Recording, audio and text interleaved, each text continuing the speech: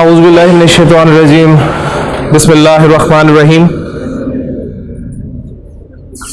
عن عائشہ رضی اللہ تعالی عنہا قالت قال رسول اللہ صلی اللہ علیہ وسلم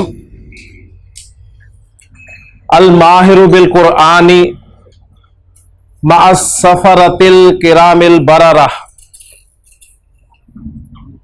والذی یقرأ القرآن وَيَتَتَّعْتَعُ فِيهِ وَهُوَ عَلَيْهِ شَاقٌ لَهُ أَجْرَانِ رواہ مسلم۔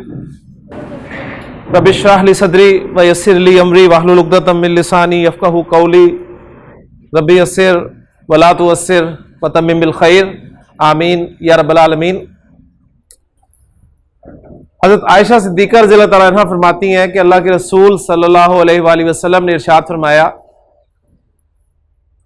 کہ وہ شخص جو قرآن پڑھنے میں ماہر ہے، قرآن کو مہارت کے ساتھ پڑھتا ہے، اور قرآن میں مہارت کیا ہے؟ یعنی قرآن میں مہارت یہ ہے کہ عربی حروف کی صحیح ادائیگی کے ساتھ، اس کو صحیح ان کے مخارج کے ساتھ، جس کو جتنا لمبا پڑھنا ہے اتنا لمبا پڑھنا، جتنا چھوٹا پڑھنا ہے اتنا چھوٹا پڑھنا، یعنی تجوید کے اصولوں کے ساتھ۔ اور پھر دوسرے قرآن میں مہارت یہ بھی ہوگی کہ وہ قرآن کے معنی بھی سمجھتا ہے، قرآن کے مفاہیم کو بھی جانتا ہے۔ تو ایسے شخص کے بارے میں نبی کریم صلی اللہ علیہ وآلہ وسلم نے جو خوشخبری دی ہے ذرا سنیے گا۔ آپ نے فرمایا کہ وہ قیامت کے دن مع السفرۃ الکرام البررہ، اللہ تعالیٰ کے انتہائی مقرب، نیکوکار اور جو بہت اللہ کے آپ کہہ لیں کہ بزرگ فرشتے ہیں ان کے ساتھ ہوگا۔ تو قرآن میں مہارت ظاہر بات ہے ایک اونچی چیز ہے، اس کے لیے بہت محنت کرنی پڑے گی، اور اگر قرآن پڑھنے میں ماہر ہو گئے تو انشاءاللہ تعالیٰ اللہ کے رسول صلی اللہ علیہ وسلم کے فرمان کے مطابق قیامت کے دن اللہ تعالیٰ ان اپنے فرشتوں کے ساتھ جگہ عطا فرمائے گا۔ لیکن اس کے برعکس آپ نے فرمایا کہ والذی یقرأ القرآن، لیکن وہ شخص جو قرآن پڑھتا ہے وَيَتَتَّعْتَعُ فِيهِ، لیکن وہ اس کے پڑھنے میں اٹکتا ہے، اٹک کے پڑھتا ہے، وَهُوَ عَلَيْهِ شَاقٌ، اور وہ پڑھنا اس پر شاق گزرتا ہے، یعنی اسے مشقت اٹھانی پڑتی ہے۔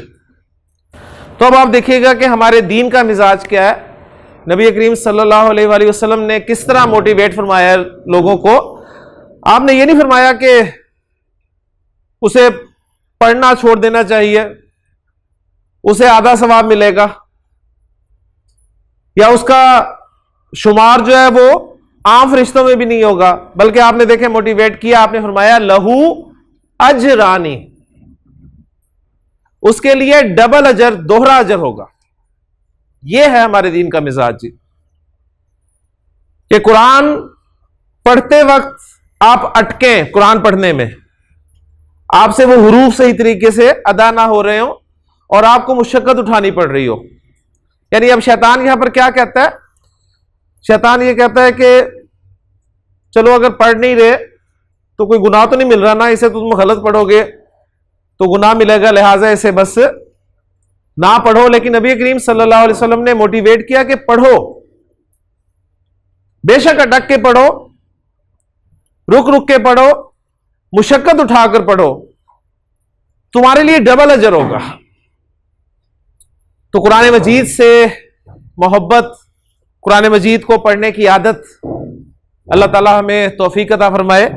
مجھے یاد ہے جب ہم چھوٹے ہوا کرتے تھے تو صبح، یعنی گرمیوں کے دنوں میں باہر سونا، صحن میں سونا، چھت پہ سونا، صبح آنکھ کھلنی جب، تو جیسی آنکھ کھلنی تو اپنی ماں کو لازماً جہاں نماز پہ بیٹھے قرآن پڑھتے دیکھنا، نماز کے بعد فارغ ہو کر۔